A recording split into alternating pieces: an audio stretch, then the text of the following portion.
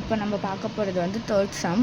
இதில் என்ன சொல்லியிருக்காங்க அப்படின்னா, X limited purchased 75% shares in X limited on 1/1/11 on 31st 12/11 the balance sheet of S limited. இப்போ வந்து 75% ஷேர்ஸை வந்து எஸ் லிமிடெட் வந்து 117 அப்போது வந்து பேலன்ஸ் ஷீட்டில் 31st 12/11 அப்போது காமிக்குது. அதாவது பேலன்ஸ் ஷீட் வந்து எப்போவுமே நம்ம வந்து முடிகிற டேட் அப்போ தான் நம்ம பேலன்ஸ் ஷீட் போடுவோம். அதனால் அந்த முடிகிற பேலன்ஸ் ஷீட்டில் 117 வந்து 75% வாங்கியிருக்காங்க அப்படின்றத வந்து எஸ் லிமிடெட் வந்து ஷோ பண்ணியிருக்கு அப்படின்னு சொல்கிறாங்க. இதில் வந்து என்ன சொல்லியிருக்குன்னா, S limited reserve fund balance வந்து 1/1/11 அப்போ எவ்வளோ வச்சுருக்காங்கன்னா 40,000 வச்சுருக்காங்களாம். Profit earned during 11 rupees 60,000. அதாவது அந்த வருஷத்துக்கான ப்ராஃபிட் ஏர்ன் வந்து 2011 வந்து 60,000. இப்போ வந்து இதுக்கு டேட் எதுவுமே கொடுக்கல. அதாவது அவங்க பர்ச்சேஸ் பண்ணியிருக்கிற டேட் வந்து என்ன சொல்லியிருக்காங்கன்னா 17. அப்போனா 17லேருந்து 31st 12 வரைக்கும் நம்மளுக்கு வந்து எத்தனை மந்த்ஸ் இருக்கோ அந்த மந்த்ஸை வந்து இது கூட கால்குலேட் பண்ணி நம்ம வந்து இதை ரெவென்யூ ப்ராஃபிட்டில் போடுவோம். அடுத்தது ப்ரிலிமினரி எக்ஸ்பென்சஸ் அன்ரிட்டன் ஆஃப் 20,000 சொல்லியிருக்காங்க. ஸோ வந்து ப்ரிலிமினரி எக்ஸ்பென்சஸ் வந்து அன்ரிட்டன்னா நம்ம வந்து மைனஸ் பண்ணுவோம். எதில் அப்படின்னா கேபிட்டல் ப்ராஃபிட்டில் தான் நம்ம வந்து இதை வந்து லாஸ் பண்ணி காட்டுவோம்.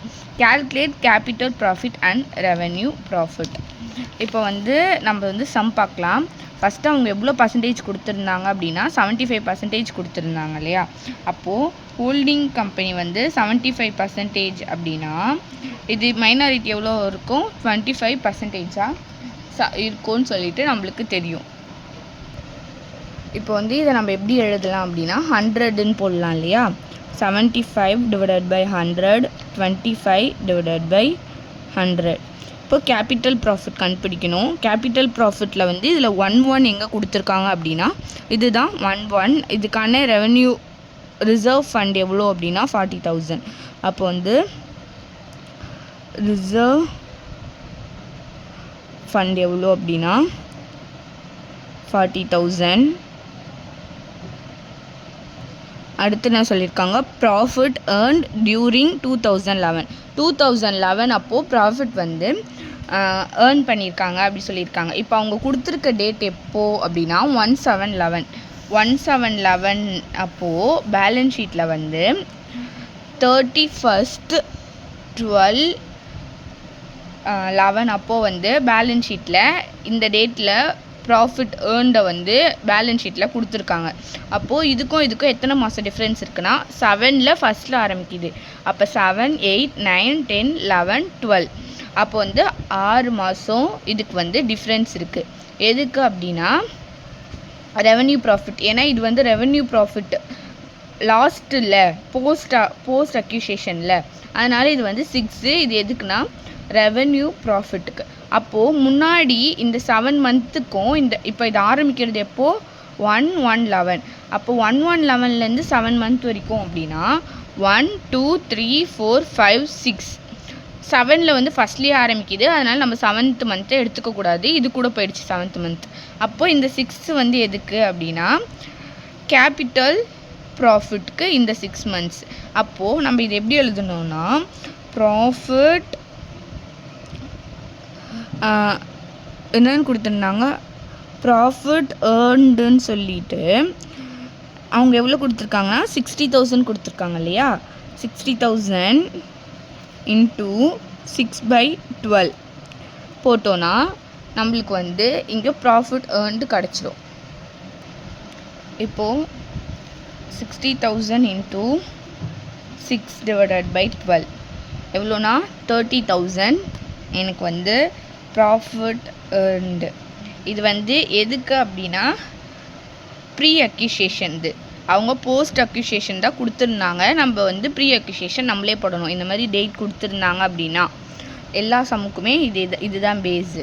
அடுத்து என்ன சொல்லியிருக்காங்க, அண்டு ப்ரிலிமினரி எக்ஸ்பென்சஸ் அன்ரிட்டன் அப்படின்னா இப்போ வந்து இதை மைனஸ் பண்ணணும்னு நான் சொல்லிட்டேன். அப்போது ப்ரிலிமினரி எக்ஸ்பென்சஸை மைனஸ் பண்ணணும்னா இதை ஃபஸ்ட்டு நம்ம ஆட் பண்ணி நம்ம இங்கே போட்டுக்கணும். ஆட் பண்ணிவிட்டு மைனஸ் ப்ரிலிமினரி எக்ஸ்பென்சஸ் எவ்வளோ அப்படின்னா 20,000. இப்போது இதை வந்து மைனஸ் பண்ணோன்னா 50,000 நம்மளுக்கு வருதுல்ல, 50,000 வருதுல்ல, இதுதான் நம்மளுடைய கேபிட்டல் ப்ராஃபிட். இதை வந்து ஹோல்டிங் கம்பெனிக்கும் சப்சிடரி கம்பெனிக்கும் நம்ம வந்து பிரித்து கொடுக்க போகிறோம். இதுக்கு எவ்வளோ 75%, இதுக்கு வந்து 25%.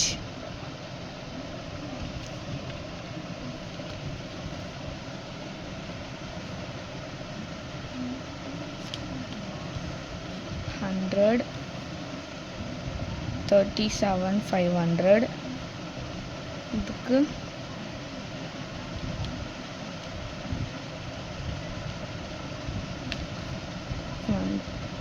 12,500. அதே மாதிரி இப்போ ரெவென்யூ ப்ராஃபிட் இப்போ தான் நம்ம கவனிக்கணும். இல்லை ரெவென்யூ ப்ராஃபிட்க்கு அட்ஜஸ்ட்மெண்ட்டே கொடுக்கல. அதாவது 31st அப்போது பேலன்ஸ் இவ்வளோ காமிச்சிருக்காங்கன்னு மட்டும்தான் கொடுத்துருக்காங்க. அப்போ நம்ம என்ன பண்ணணும் அப்படின்னா, இதில் இருக்கு இல்லையா 117லேருந்து 31st 12 வரைக்கும் இருக்கிறது தான் நம்மளோட போஸ்ட் அக்யூசியேஷன்னு சொன்னேன்ல. இப்போ நம்ம போஸ்ட் அக்யூசியேஷனை மட்டும் இதில் காமிச்சா போதும். அதாவது ப்ராஃபிட்டுன்னு போட்டு எவ்வளோ அவங்க கொடுத்துருக்கிறது சேம் இதே ரேட் தான் இங்கே கொடுத்துருக்காங்கல்ல, இந்த ரேட் 60,000 இன்ட்டு நம்மளுக்கு போஸ்ட் அக்யூசியேஷனில் நம்ம எவ்வளோ வச்சுருக்கோம் 12 பண்ணோன்னா நம்மளுக்கு எவ்வளோ வருது 30,000 வருமா? சேம் இதே தானே வரும். அப்போது இதுதான் என்னுடைய ரெவென்யூ ப்ராஃபிட். இப்போது இதுதான் நம்ம கவனிக்கணும். இந்த மாதிரி நம்மளுக்கு வந்து மந்த் வைஸ் இந்த மாதிரி கால்குலேட் பண்ணி போட்டோம் அப்படின்னா நம்ம ரெவென்யூ ப்ராஃபிட்டில் கேபிட்டல் ப்ராஃபிட்டை நம்ம லெஸ் பண்ணி போடுவோம்ல, அது போடக்கூடாது. இது வரைக்கும் மட்டும் போட்டால் போதும். நம்ம வந்து நார்மலாக அவங்க கொடுத்துருந்தாங்க ரெவென்யூ ப்ராஃபிட் எல்லாமே அப்படி நம்ம கால்குலேட் பண்ணுறோம் அப்படின்னா நம்மளுக்கு வந்து ரெவென்யூ ப்ராஃபிட்டில் வந்து கேபிட்டல் ப்ராஃபிட்டை மைனஸ் பண்ணி காட்டணும். இப்போ வந்து இந்த 30,000க்கு வந்து சேம் அதே மாதிரி வந்து கண்டுபிடிக்கணும். 75% டிவைடட் பை 100, அதே மாதிரி 25% டிவைடட் பை 100. அவ்வளவுதான் இந்த தேர்ட் சம் வந்து முடியுது.